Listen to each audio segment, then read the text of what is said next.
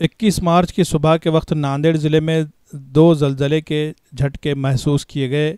पहले झटके की शिद्दत रिक्टर स्केल पर 4.5 जबकि दूसरे झटके की शिद्दत रिक्टर स्केल पर 3.6 नापी गई। ज़लज़ले के झटके महसूस होने के बाद शहर के लोगों में डर और खौफ का माहौल देखा गया।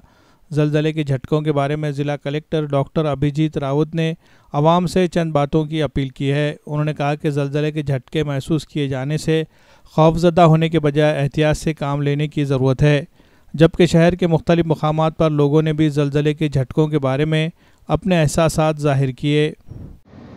आपल्या नांदेड शहरामध्ये आणि जिल्ह्यामध्ये आज 21 मार्च रोजी सकाळी सगळ्यांना आपल्याला भूकंपाचे धक्के जाणवलेत।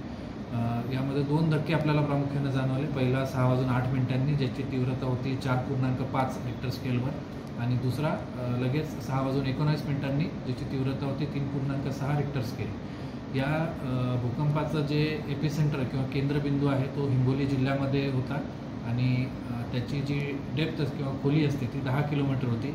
त्यामुळे जरी हा धक्का सौम्य असला तरीसुद्धा त्याचा रीच किंवा त्याचा जो प्रसार होता तो फार मोठा होता। अगदी यवतमाळ, परभणी या जिल्ह्यांमध्ये सुद्धा तो धक्का जाणवला। साधारणतः रिक्टर स्केलचा आपण जर विचार केला तर 1 ते 3 पर्यंत किरकोळ असं मानलं जातं, 3 ते 5 पर्यंत सौम्य स्वरूपाचा धक्का मानला जातो आणि 5 ते 6 याला मध्यम आणि 6च्या पुढे त्याला मोठा किंवा मेजर अशा प्रकारचा मानला जातो। त्या अनुषंगानं मला सगळ्यांना असं आवाहन करायचं आहे की आपण सर्वप्रथम कुठल्याही प्रकारच्या अफवांवर विश्वास ठेवणं बंद केलं पाहिजे। आज आपण दिवसभर बघतोय की काही ठिकाणी अशी अफवा होती की 11 वाजता भूकंप होणार आहे, 12 वाजता भूकंप होणार आहे, लोक पॅनिक होऊन घराच्या बाहेर आले। तर हे असं कुणीही प्रेडिक्ट करू शकत नाही। त्यामुळे आपण जी बेसिक सुरक्षितता आपली आहे तेवढी बाळगावी, मात्र असं अनावश्यक कुठल्याही प्रकारची भीती बाळगण्याची गरज नाही। दुसरी महत्त्वाची गोष्ट म्हणजे इतर जिल्ह्यांमधलं काही CCTVचं फुटेज असेल किंवा काही व्हिडिओज असतील ते आपल्या जिल्ह्याच्या नावाने फिरवले जात आहेत, तसंसुद्धा काही आपल्याकडे होऊ नये याची आपण दक्षता घ्या।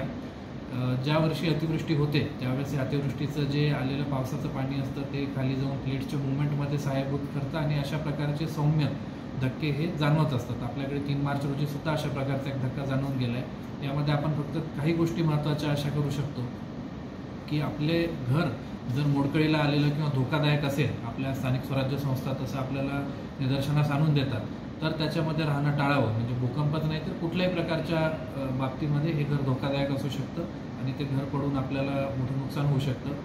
दुसरी महत्त्वाची गोष्ट म्हणजे जर अशा प्रकारचा धक्का जाणवला आणि असं वाटलं की हा धक्का थोडासा जास्त गंभीर आहे तर तातडीनं टेबल किंवा खुर्चीच्या खाली लपून आपल्या डोक्यावर काहीतरी एक आच्छादन असावं, अशा प्रकारची व्यवस्था आपण तातडीनं करावी।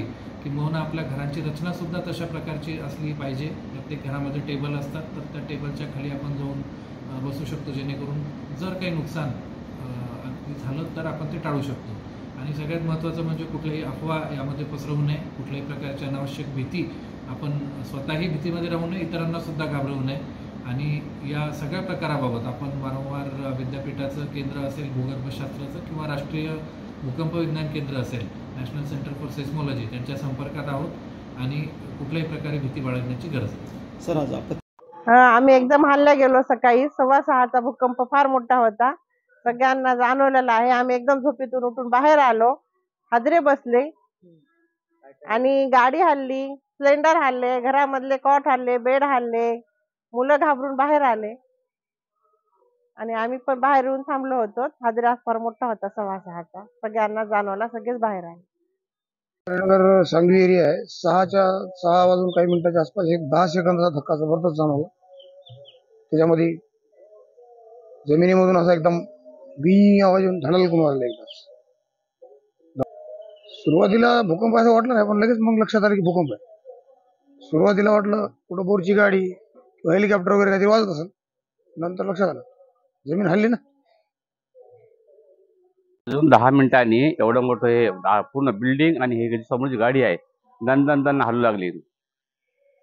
असं वाटलं की काय म्हणजे अचानक असं काय धडकी आले म्हणून पूर्ण बिल्डिंगचं हादरा आला आणि पाणीवरती आजूबाजू सगळं लोक एका ठिकाणी जमा झाले।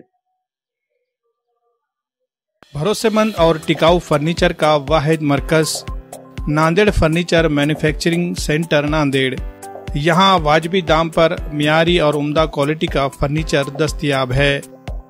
तजुर्बेकार और माहिर कारीगरों के जरिए सागवान और इंडियन वुड इसी तरह एक्रिलिक से बने हर तरह के फर्नीचर तैयार किए जाते हैं, जिसमें पलंग, सोफा, अलमारी, दीवान, टी टेबल, डाइनिंग टेबल, इसी तरह रूम सेट ऑर्डर के मुताबिक तैयार किए जाते हैं।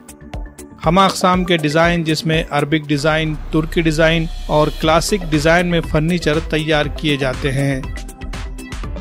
मज़ीद तफसीलात के लिए राब्ता करें नांदेड़ फर्नीचर मैन्युफैक्चरिंग सेंटर, नज़द tyre board, Kaman, Bilal Nagar, Nanded. Proprietor Mohammad Amir Hamza Khandari.